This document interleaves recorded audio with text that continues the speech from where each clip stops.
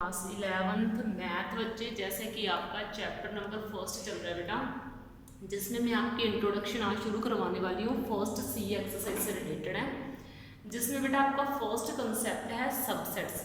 Subsets में जैसे आप नेम ही समझ रहे हो, सब SUB, सब का मीनिंग किसी बड़े का छोटा पार्ट उसको बोला जाता है ना। लेट A एंड B, मान लो मेरे पास दो सेट्स हैं। Let A and B are two sets, दो सेट्स हैं।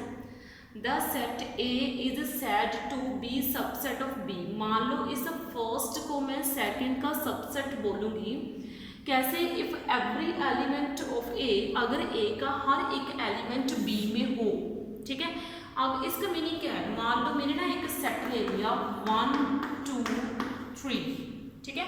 एक मैंने सेट ले लिया B विच इज 1 2 3 4, ठीक है। एक सेट मेरे पास है 1 2 3 और दूसरा सेट मेरे पास है 1 2 3 4। अब डेफिनेशन क्या बोल रही है? इफ एवरी एलिमेंट, एवरी यानी कि हर एक एलिमेंट A का हर एक एलिमेंट यानी कि 1B 2B 3B is the element, यानी कि होना चाहिए B का एलिमेंट, यानी कि A का हर एक एलिमेंट B का एलिमेंट होना चाहिए। 1 यहाँ पे है, क्या वो B में है? यस। 2 यहाँ पे है तो यहाँ पे है, यस। 3 यहाँ पे है तो यहाँ पे है, yes. Then A is called the subset of B, तो A को B का सबसेट बोला जाएगा। और ये जो A और B का सबसेट है उसका सिंबल ये है, ये C नहीं है, C नहीं लिखना, इसको कुछ ऐसे लिखना है U शेप, ठीक है। मैंने क्या बोला, जैसे आप U डालते हो ना, वैसे इसको हॉरिजॉन्टल U ले लो। ये आप ये वर्टिकल U डालते हो, ये आपकी हॉरिजॉन्टल U है, समझ में आई बात? तो इस तरीके से मैंने इसको डिनोशन दे दी, A is the subset of B, ठीक है। तो when is subset of B means every element of A is contained in B। अभी मैंने आपको बोल दिया कि A का हर एक एलिमेंट इस बड़े सेट B में पड़ा होगा, और डिनोट इसको A सबसेट ऑफ B करते हैं, जैसे मैंने अभी आपको डिनोट करके बताया। और ये जो B है, ये जो B है, इसको क्या बोला जाएगा? बड़े सेट को क्या बोला जाएगा? बड़े सेट को बोला जाएगा छोटे सेट का सुपर सेट। ये जो छोटा सेट है इसको बोला जाएगा सबसेट, और ये जो बड़ा सेट है इसको बोला जाएगा सुपर सेट, ठीक है। ध्यान रखना है, छोटे सेट को बोला जाएगा सबसेट और बड़े सेट को बोला जाएगा सुपर सेट, ठीक है। तो इस तरीके से मैंने दोनों की आपको डिनोशन करवानी। अब मैं बोलूँ कि मान लो इसका एक एलिमेंट मैंने 8 डाल दिया, क्या डाल दिया? 8। अब ये डेफिनेशन गलत हो गई कि A के सभी एलिमेंट B में आने चाहिए। अब A का एक एलिमेंट ऐसा है जो B में नहीं है, तो मैं क्या बोलूँगी? A अब B का सबसेट नहीं है, तो इसकी डिनोशन क्या हो गई? इसकी डिनोशन होगी दिस, इसके बीच में क्रॉस डाला और यहाँ पे B। समझ में आई बात? तो इसको हम कैसे रीड करेंगे? A is not contained in B, या फिर इसको आप पढ़ोगे A is not the subset of B। अब देखो बेटा, आगे आपका कंपेरेबल। कंपेरेबल जैसे आप मैंने आपको वैल्यू दे दी 2A plus B, 2x plus B, एक मैंने आपको वैल्यू दे दी 2x प्लस y, ये वैल्यू दे दी। आप क्या करोगे? A की वैल्यूज को कंपेयर कर दोगे, कब? जब ये वाली साइड्स आपकी इक्वल हो जाएंगी, यानी कि अगर आपकी लेफ्ट साइड इक्वल है तो आप राइट में कंपेयर कर सकते हो, अगर आपकी राइट इक्वल है तो आप उसको लेफ्ट में कंपेयर कर सकते हो।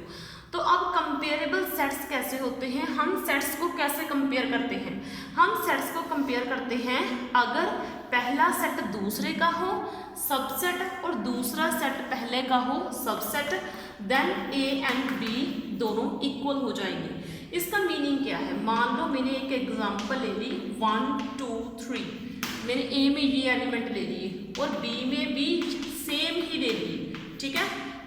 B में भी सेम ले लिए, A में भी सेम ले लिए, तो आप इसको लिख सकते हो कि A B का सबसेट भी है, क्योंकि A के सारे एलिमेंट B में भी हैं और B के सारे एलिमेंट A में भी हैं, तो B भी A का सबसेट है। इट मीन्स A और B दोनों एक्चुअली इक्वल हैं, इसलिए वो दोनों एक दूसरे के सबसेट बन रहे हैं। तो इस तरह के सेट को हम बोलते हैं कंपेरेबल सेट्स। अब तीसरा जो है वो है आपका प्रॉपर सबसेट। प्रॉपर सबसेट का मीनिंग क्या है कि एक सेट दूसरे का ओनली सबसेट होगा, लेकिन दोनों इक्वल कभी भी नहीं होंगे। देखो, इसके मैं आपको एक एग्जांपल ले लेती हूँ, जैसे 1/2 ले लिया, 1/3 ले लिया एक सेट में। और एक सेट में मैंने ले लिया 4/5, 9/8 या 11/17। आगे देखो बेटा, अब क्या है, इसमें तो 2 एलिमेंट है, इसमें 3 एलिमेंट है। अब ये ए है वो बी का सबसेट तो हो सकता है, लेकिन ए बी के इक्वल नहीं हो सकता। क्यों? क्योंकि एक में एलिमेंट कम है और एक में एलिमेंट ज़्यादा है। और आगे है आपका पावर सेट। पावर सेट का मीनिंग क्या है? पावर सेट सभी छोटे छोटे सबसेट्स की कलेक्शन से बनता है, यानी कि a power set is the collection of all the subset of the set ए। मान लो आपके पास कोई सेट ए है, आपने उसके छोटे छोटे सबसेट्स बनाए और जो सबसेट्स हैं उनकी कलेक्शन को पावर सेट बोला जाता है। इट कंटेन्स, और इसमें क्या क्या होता है, फाइव सेट, इसको फाइव बोला जाता है। फाइव का मीनिंग होता है एम्प्टी, खाली। किसी चीज़ को जब हम बोलते हैं ना कि ये चीज़ नल है, खाली है, तो उसको हम फाइव से डिनोट करते हैं। एंड सेट इटसेल्फ, और इसमें सेट भी खुद भी आता है और सेट फाइव भी आता है। एंड डिनोटेड बाय पी, और जो पावर सेट है उसको अक्सर पी से जो है ओपनली डिनोट किया जाता है। मान लो आपके पास एक एलिमेंट है, सेट है जिसमें 1 और 2 एलिमेंट है, इसका पावर सेट क्या बनेगा? ये बनेगा, ये देखो, एक बड़े वाला सेट। ठीक है, इस बड़े वाले सेट में होंगे छोटे छोटे सबसेट्स कंटेन। छोटे छोटे सबसेट्स का मीनिंग क्या है? इसके पार्ट्स। और जो सबसेट है वो कैसे बनते हैं, अब आप उसको भी समझ लो। इसमें फाइव नहीं है तो फाइव तो आपने डालना ही डालना है, क्योंकि अभी हमने डेफिनेशन में बोला कि फाइव होना चाहिए और एक सेट कंप्लीट खुद होना चाहिए। तो एक फाइव है, एक ये सेट खुद कंप्लीट है। अब इसके छोटे छोटे पार्ट्स बनाने हैं आपने। कैसे? जैसे मैंने 1 को अलग कर दिया, ये 1 एक सबसेट बन गया, इसका सबसेट बन गया 1। अब उसके बाद मैंने 2 को अलग लिख दिया, ये मैंने इस तरीके से सबसेट बना दिया। ठीक है, तो इस तरीके से सबसेट्स की कलेक्शन वाले सेट को बोला जाता है पावर सेट। उसके बाद आपका है यूनिवर्सल सेट। यूनिवर्सल सेट वो सेट है जिसमें से सारे छोटे छोटे सेट्स निकलते हैं। जैसे मैंने यहीं पे लिखा है, the universal set is greater than all the sets, यानी कि जितने भी सेट्स हैं वो सभी से बड़ा होता है आपका universal set. Let I have example, a मेरे पास है 1 2 3 और बी में कुछ एलिमेंट है 7 9 3, और हमें दिख रहा है कि these element are comes from the set of natural numbers. ठीक है, then the universal set is here which is equals to natural number.